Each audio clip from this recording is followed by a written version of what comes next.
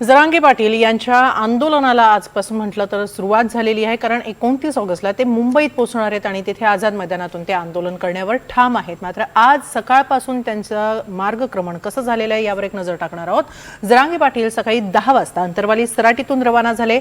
हजारो च्या संख्येने मराठा आंदोलक जरांगे यांच्याबरोबर अंतरवालीतून रवाना झाले। अंतरवालीतून रवाना होण्याआधी जरांगे पाटील यांनी गणरायाची पूजा केली। त्यानंतर तब्बल 5 तासांनी ते शहागडमध्ये दाखल झाले। त्यानंतर पैठणमधील वडवणी गावात दाखल झाले। भर पावसात जरांगेंचं तिथं स्वागत करण्यात आलं। थोड्या वेळापूर्वीच जरांगेंचा ताफा शेवगाव पोहोचलेला आहे। रात्री उशिरा शिवनेरीच्या पायथ्याशी ते पोहोचतील असा अंदाज सध्या तरी बांधला जातोय। दरम्यान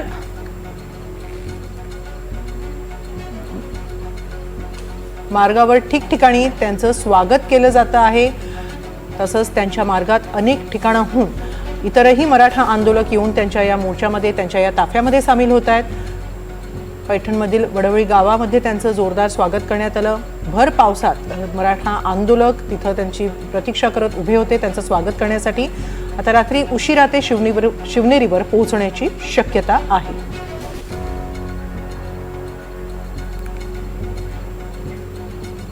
दरम्यान जरांगेंचा आजचा हा प्रवास कसा होतो आहे याबाबतची प्रत्येक अपडेट आपण घेत आहोत। आमचे प्रतिनिधी राहुल कुलकर्णी आणि मोहसिन शेख आपल्या बरोबर आहेत। राहुल, आजचा अगदी सुरुवातीपासूनचा प्रवास तुम्ही पाहता आहात, काय सांगाल? आजचा प्रवास काहीसा संथ गतीने आहे, मात्र रात्री उशिरा ते खरोखरच शिवनेरीला पोहोचतील का, काय वाटतंय?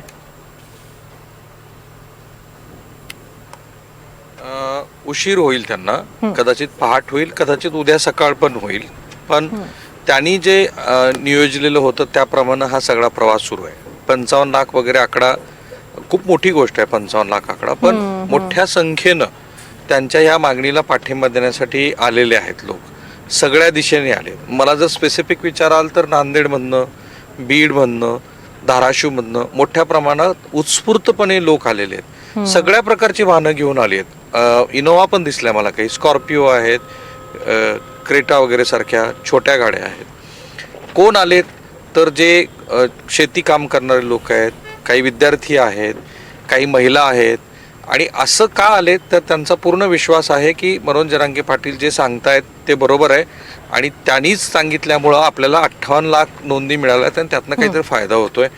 ही सुरुवात सकाळी 6 वाजल्यापासून झाली होती। तसं म्हणाल तर एक उत्तम पद्धतीचं प्लॅनिंग दिसतं आहे की कुठल्या टप्प्यात किती प्रमाणात कशा पद्धतीनं वाहनं यावीत, तशी ती हळूहळू येत गेली। म्हणजे अंतरवली सराटीत सुरुवातीला फारच कमी वाहनं दिसत होती।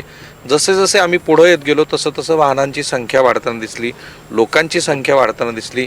त्यांनी जो मार्ग घेतला आहे स्वतःसाठी शिवनेरीवरती तो तसा तुलनेनं छोटा आहे। राष्ट्रीय महामार्ग एकच तेवढा होता, सोलापूर धुळेचा तो पट्टा, जिथे शहागडपर्यंत ते जाणार होते। आता ते शिवनेरीवरती पोचतील तर आज दिवसभरामध्ये जेवढं मनोज जरांगे पाटील यांनी ठरवलं असेल स्वतः आणि समाजावर असलेल्या विश्वासाच्या अनुषंगाने, तेवढं सगळं होताना दिसतं आहे। उत्स्फूर्तपणे लोक आले, त्यांनी किराणा वाहन सामान आपल्याबरोबर घेतलंय, झोपण्याचं साहित्य घेतलेलं आहे आणि ते असं म्हणतात की जिथे पाथरी टाकायची जागा मिळेल तिथे आम्ही बसू। एक महत्त्वाचा मुद्दा, आज थोड्या काळासाठी का असेना पण पाऊस आला आणि पावसानं मग बरीचशी अडचण झाली आणि काही प्रमाणात त्यांना गती पण मिळाली, कारण पावसामुळं मग थोडंसं जे स्वागत करणारे लोक होते ते आजूबाजूला थांबले नाहीत। पण आता पाऊस खरोखर वाढला तर मग काय होऊ शकतं त्याची ही आज दाखवलेली चुणूक आहे, कारण सगळेच भिजून गेले, आपले सगळे माध्यमकर्मी सुद्धा त्याच्यामध्ये भिजले पावसामध्ये। तर हा एक भाग। पहिला जो मुद्दा दिसतो आहे की राज्य सरकारनं त्यांना परवानगी दिली 1 दिवसाची की तुम्ही 5000 लोकांसह ते तुम्ही आंदोलन करू शकता। त्याच्यावरती मनोज जरांगे पाटील म्हणाले की मी कोर्टाची सविस्तर ऑर्डर बघेन आणि त्यानंतर बोलीन। मधल्या काळात त्यांनी काहीतरी धोरण ठरवलंय असं दिसतंय। ते धोरण असं आहे की एकदा आझाद मैदानला तर जाऊ, त्याच्यानंतर मग 5000 की आणखी काय अशा दृष्टीनं विचार करू की एक दिवस तर त्यांना मान्यच नाही आहे। त्यांचं जागोजागी ज्या पद्धतीनं स्वागत होतं आहे, फटाके फोडले जात आहेत, क्रेन लावून लोक स्वागत करतायत, तर जो समाजाचा एक गठ्ठा पाठिंबा असतो तो त्यांना पूर्णपणे मिळाला आहे आणि त्याच्या जोरावरती आपण सरकारला आपल्या मागण्यासाठी झुकवू शकतो असा विश्वास त्यांना आहे। आणि म्हणून ज्या 8-9 मागण्या होत्या त्यातल्या 2-3 मागण्यावरती आपण चर्चा करायला तयार आहोत असं म्हणत आता ते 8 ते 9 मागण्या पूर्णच झाल्या पाहिजेत अशा भूमिकेत आलेल्या आहेत। सरकार त्यांच्याबरोबर चर्चा करण्यासाठी 2 मंत्र्यांना इथे पाठवणार आहे, पण या प्रकारची गर्दी बघता ते मंत्री कुठं येणार, कशी चर्चा करणार, हा असा प्रश्न आहेच. पण आजच्या दिवसाची गोळाबेरीज केली तर मनोज जरांगे पाटील यांच्याबद्दलचे जे काही अंदाज बांधले गेले होते त्या अंदाजापेक्षाही जास्त प्रमाणामध्ये लोक या आंदोलनामध्ये आलेत. आता काही लोकांचं असं म्हणणं आहे की याच्यामध्ये ज्या राजकीय लोकांना स्थानिक स्वराज्य संस्थांच्या निवडणुका लढायच्यात त्यांनी सुद्धा ह्या योजनेमध्ये स्वतःचं बळ दिलं. आता उदाहरण, कल्याण काळेंना मगाशी मी विचारलं, जे जालन्याचे खासदार आहेत किंवा जे बीडचे खासदार आहेत बजरंग सोनवणे, त्या दोघांनी आपल्या कार्यकर्त्यासह या आंदोलनामध्ये सक्रिय सहभाग घेतलाय. याचा अर्थ काय, येणाऱ्या स्थानिक स्वराज्य संस्थांची ज्यांना चिंता आहे असे सगळे लोक या आंदोलनामध्ये उत्स्फूर्तपणे आलेत. वर्गणी पण त्यांनी दिलेली आहे, त्यांचे समर्थक आणि त्यांच्या गावातनं येणाऱ्या लोकांना वर्गणी दिलेली आहे. आणि काही लोक असं म्हणतील की हे ह्या आंदोलनाला बळ देण्यासाठी केलेली गोष्ट आहे, निवडणुकात आपल्याला मनोज जरांगे पाटील यांचा पाठिंबा मिळावा म्हणून केली गेलेली गोष्ट आहे. मला काही लोकांनी पोस्ट करून कळवलं, पण त्याच्यात तरीसुद्धा जी उत्स्फूर्तता दिसतीये, सामान्य माणसाचा जो भाव व्यक्त होताना दिसतोय, तो दाखवतोय की मनोज जरांगे पाटील यांच्यावरती कमालीचा विश्वास आहे लोकांचा. आणि तेच आजच्या पहिल्या दिवसाचं वैशिष्ट्य आहे, उत्स्फूर्तता, विश्वास. आणि मनोज जरांगे म्हणतील ते काहीही हो. हे मालिक नक्कीच. मोहसिन, शेवगावामध्ये तर अगदी जोरदार स्वागत झालं. मनोज जरांगेंचं अगदी 30 JCB लावून ते स्वागत करण्यात आलं. त्यांच्या मार्गातल्या प्रत्येक टप्प्यावर त्यांना कसा प्रतिसाद मिळतोय? आता तुम्ही शेवगाव म्हटलं, मी आता जस्ट शेवगाव क्रॉस केलं आहे. कारण शेवगाव मधून बाहेर पडायला आम्हाला किमान 40 मिनिटं लागली, एवढं प्रचंड ट्रॅफिक आहे. आणि या सकाळपासून सगळा दौरा कव्हर करताना काय पाहिलं आणि काय अंदाज आहे, तर एक महत्वाचं मी सांगेल की जे राहुल सर आत्तापूर्वी बोलले, मी आता काही वेळापूर्वी संभाजीनगरच्या पोलिसांशी बोललो, अहिल्यानगरच्या काही पोलिसांशी बोललो आणि बीडच्या पोलिसांशी बोललो, ज्या या जिल्ह्यांना हे सगळं कनेक्ट होतं. तर सरकारने आणि पोलिसांनी जो अंदाज बांधला होता की किती लोक येऊ शकतात किंवा किती मोठा हा मोर्चा होऊ शकतो, त्याच्या कितीतरी मोठा हा मोर्चा झालेला आहे. आणि सगळे अंदाज जे आहे तर त्यांचे फोल ठरले असं म्हणता येईल. कारण एवढी अपेक्षा कुणालाच नव्हती. कारण जेव्हा सकाळी आम्ही जेव्हा आंतरवाली सराटीला पोहोचलो, तर यापूर्वी देखील मी आंतरवाली सराटीला गेल्या वर्षी आंदोलन कव्हर केलं होतं, त्यावेळेस जी गर्दी होती त्यापेक्षा सकाळी गर्दी कमी होती. आणि सगळ्या पोलिसांना किंवा पत्रकारांनाही वाटत होतं की गर्दी खरंच होईल का. मात्र पुढे जसं हे मोर्चा गेला तर लोकांनी अक्षरशः रस्त्यावर सगळी तयारी करून आले होते. मग सोबत भाकरी असतील, कपडे असतील, काहींनी गॅस सोबत आणले की लोक या सगळ्या गोष्टीत सहभागी झाले. आता हे लोक सहभागी का झाले याचं उत्तर म्हणजे राहुल सर जसं म्हणाले की राज्य संस्थाच्या निवडणुका. काही वेळापूर्वी जेव्हा आम्ही आपेगाव क्रॉस केलं तर आम्हाला एक बोर्ड लागलेला पाहायला मिळाला आणि त्या ठिकाणी एक माजी नगर अध्यक्ष भाजपचे पाहायला मिळाले, जिथे लोकांना रस्त्यावर अडून पाणी वगैरे सगळ्या गोष्टी देत होते. तर भाजपचे लोक सुद्धा या मोर्चात सहभागी झाले आणि या मोर्चेकऱ्यांना जे आहे तर पाठिंबा देताना आपल्याला पाहायला मिळाले. आणि त्याचं कारण म्हणजे आगामी स्थानिक स्वराज्याच्या निवडणुका आणि त्यात मराठा वोटर हा अत्यंत महत्त्वाचा असतो. त्यामुळे कुठेतरी या आंदोलनाला जे आहे तर मोठ्या प्रमाणात सपोर्ट आपल्याला पाहायला मिळालाय. आता नगरमध्ये जरांगे पाटील पोहोचले आहेत, त्या ठिकाणी देखील मोठ्या प्रमाणात लोक सहभागी होत आहेत. त्यामुळे हा आकडा आता कुठपर्यंत जाईल याचा अंदाज बांधणं कठीण आहे.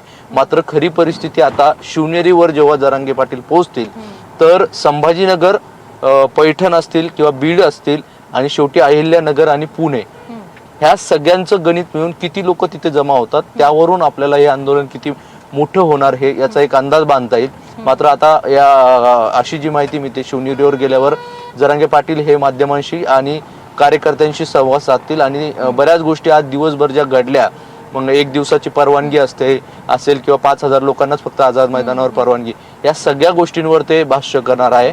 आणि त्यांच्या या शिवनेरीवरचं जे भाषण होईल त्यावरून उद्याच्या आंदोलनाचा टप्प्याचा किंवा उद्याचं आंदोलन कसं असेल, किती आक्रमक असेल किंवा काय भूमिका असेल, या सगळ्या गोष्टी स्पष्ट होणार आहे. मात्र आंदोलनाला खूप मोठा आणि चांगला प्रतिसाद या ठिकाणी पाहायला मिळतो. त्याचं कारण ज्या पद्धतीने अंदाज लावण्यात आले होते हे अंदाज देखील फोल ठरलेले आहे आणि मोठी गर्दी या ठिकाणी आपल्याला पाहायला मिळते. हेमाली. राहुल, जसं मोहसिन सांगतायत की गर्दी हळूहळू वाढत जाते, अगदी अहिल्यानगरमध्ये येईपर्यंत सुद्धा आकडा बराच वाढलेला आहे आणि आता शिवनेरीवर जाईपर्यंत, कारण शिवनेरीच्या पायथ्याशी सुद्धा मराठा आंदोलक जमू लागलेले आहे, त्यामुळे एकूणच अंदाज बांधला होता त्याहूनही बऱ्याच मोठ्या संख्येने मराठा आंदोलक एकत्र आले आहेत. यामागे नेमकं कारण काय? नियोजन त्याप्रमाणे करण्यात आलंय की आणखीन काही कारण आहेत?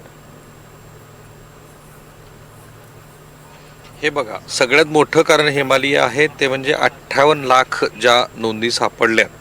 हा जो आकडा सतत मनोज जरांगे पाटील यांनी सांगितला ते खरं त्यातलं इंगित आहे. काय आहे, 58 लाख नोंदी सापडल्या ज्या ह्या पूर्वी नव्हत्याच सापडलेल्या, आणि त्यातल्या काही लोकांची कास्ट व्हॅलिडिटी झालेली आहे. त्यातल्या काही लोकांना ओबीसी प्रवर्गातनं मेडिकलला ॲडमिशन मिळाले, काही जणांना नोकरी मिळालेली आहे.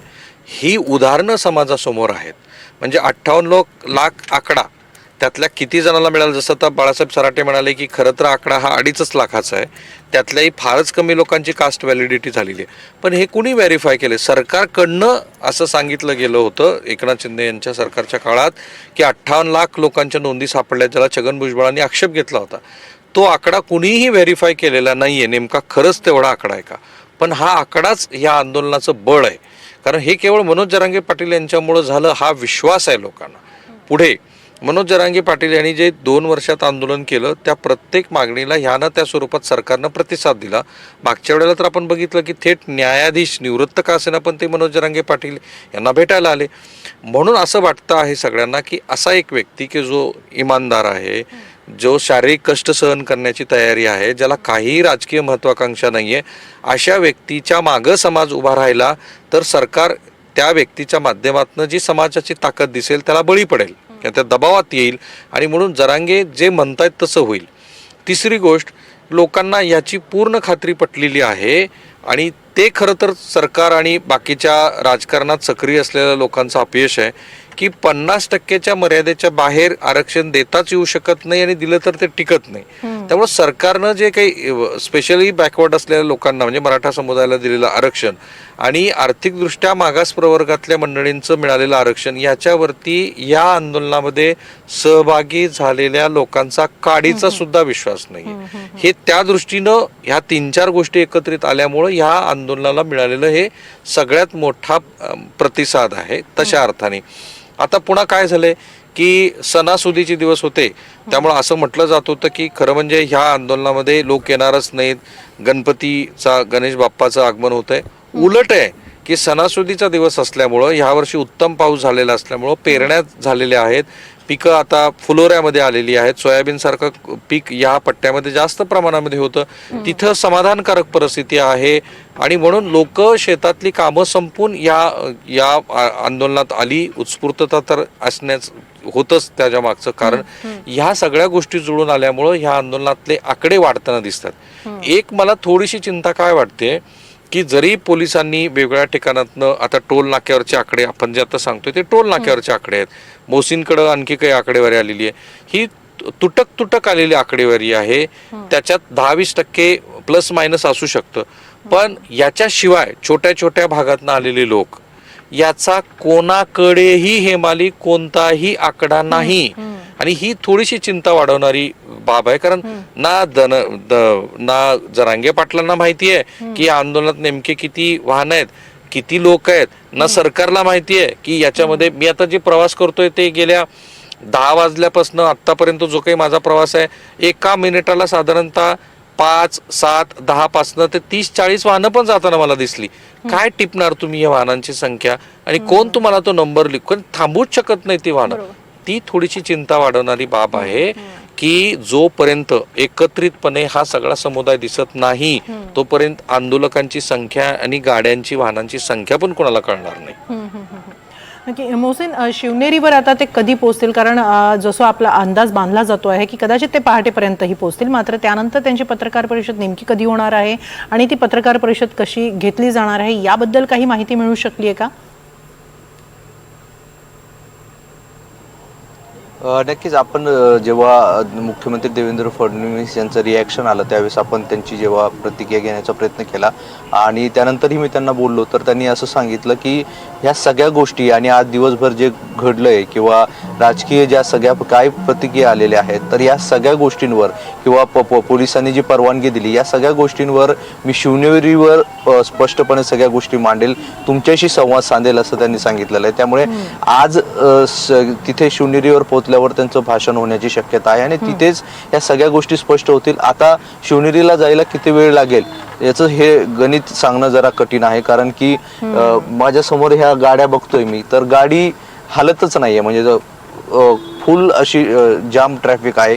आणि मी काही लोकांशी जे बोललोय की जे जरांगे पाटलांच्या सोबत आहे माझ्यापासून त्यांचं बरंच अंतर आहे, तर आमचं अंतर किमान 31 किलोमीटरचं आहे आणि मागेही खूप ट्रॅफिक आहे आणि जोपर्यंत सगळे लोक पोहोचणार नाही शिवनेरीवर तोपर्यंत जरांगे हे बोलणार नाही, हे पण जवळपास आहे. तर त्यामुळे सकाळी पहाटे 2 ते 3 वाजेचा अंदाज दिला जातोय, तर त्यावेळी जरांगे पाटील बोलू शकतात आणि एवढ्या सकाळी बोलतील का तर बोलू शकतात, कारण गेल्या वर्षी जेव्हा मनोज जरांगे यांनी गावागावात आणि जिल्ह्यात जाऊन दौरे केले तर त्यांच्या अनेक सभा पहाटे 5 वाजता 6 वाजता 4 वाजता अशा झाल्या. त्यामुळे आज देखील ते शिवनेरीवर पहाटे बोलू शकतात. आता किती वेळ होईल हे सांगणं कठीण आहे, मात्र 2 ते 3 वाजेपर्यंत ते शिवनेरीवर पोहोचू शकतात. राहुल, आपण आंदोलकांच्या संख्येविषयी बोलतो आहोत. आंदोलक मोठ्या संख्येने येत आहेत असं जाणवतं आहे, मात्र जर आपण मुंबई पोलिसांची अट पाहिली तर 5,000 पेक्षा अधिक आंदोलक असू नयेत आझाद मैदानामध्ये अशी अट ठेवलेली आहे. जरांगे म्हणतात आम्ही नियम पाळू. मग थोडक्यात मुंबईत जेव्हा हे आंदोलन येऊन धडकेल किंवा हे आंदोलक येतील तेव्हा नेमकी खरोखरच संख्या कमी केली जाईल का? जरांगेंच्या बोलण्यावरून काय वाटतंय? ते म्हणतात ते की कायदा आम्ही पाळू आणि आजपर्यंत तरी कायद्याचं पालन त्यांनी केलेलं आहे. अडचण काय आहे मी सांगतो. कोणते 5,000 स्वयंसेवक निवडायचे आणि ते निवडण्यासाठीचा वेळ तरी त्यांच्याकडे आहे का? म्हणजे प्रॅक्टिकली जर विचार केला तर एकच होऊ शकतं की वाशी टोल नाका जो मुंबईचा एंट्री पॉईंट आहे त्या पॉईंटवरती थांबवणं आणि त्याच्या माध्यमातून निवडक लोक मुंबईमध्ये पाठवणं. पण आता मुंबईत येणाऱ्या लोकल्स तर वेगवेगळ्या ठिकाणातून सुटतात, मग तिथून जर लोक आले तर काय करायचं, असे अनेक प्रश्न ह्या निमित्ताने उपस्थित होतात. आणि त्यामुळं 5,000 हा जो आकडा आहे ना हा फार क्रुशियल आहे की 5,000 वरती खरंच सरकार जर स्टिकअप राहिलं की सरकार म्हटलं की नाही 5,000 तुम्हाला लोक सोडायचे कारण हायकोर्टाने नियमाच्या आधारावरती तुम्हाला परवानगी द्यायला सांगितली, तर त्या 5,000ची निवड करणं हीच सगळ्यात मोठी जिकिरीची बाब आहे. दुसरं, समजा ते असं म्हणाले की 5,000 लोकांनी जायचंय मध्ये आणि आंदोलकावरती त्यांचं पूर्ण नियंत्रण आहे असं जरी गृहीत धरलं तर संख्या वाढली तर मग सरकार काय करणार, असा मोठा प्रश्न आहे. त्यामुळे त्यांना एक असं वाटतंय की सरकार बरोबर पुन्हा चर्चा करू, आम्ही संख्या वाढवून घेऊ वगैरे.